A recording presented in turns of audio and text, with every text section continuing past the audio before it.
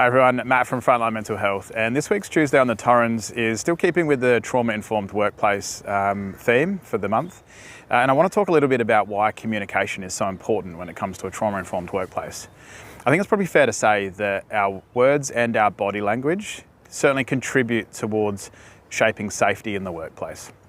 So when we're talking about having someone come to us and maybe disclose something that might be, say, happening in their personal life or something that's happening in their work life, the way that we respond, the body language or the words that we use is absolutely going to either encourage or discourage the person from continuing with that disclosure.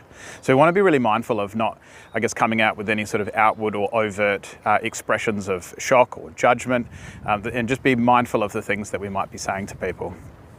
We want to also be conscious of ensuring that we avoid minimising or making our own assumptions.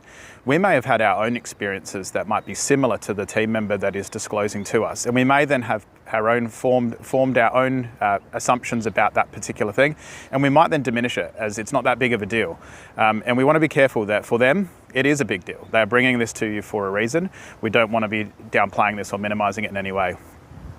We also want to be mindful of just, replacing any judgment with curiosity, asking questions rather than making any of those assumptions. And remembering that the language is certainly going to reflect the culture. So trauma-informed workplaces aren't just built on policy, they're built on those interactions that we're having over time with each other in the workplace. So if this is landing with you, please feel free to reach out. We do run some workshops around workplace culture and how we can bring some of these strategies to life in your workplace, and certainly at least open up some dialogue with your team. Because remember, your mental health is a priority.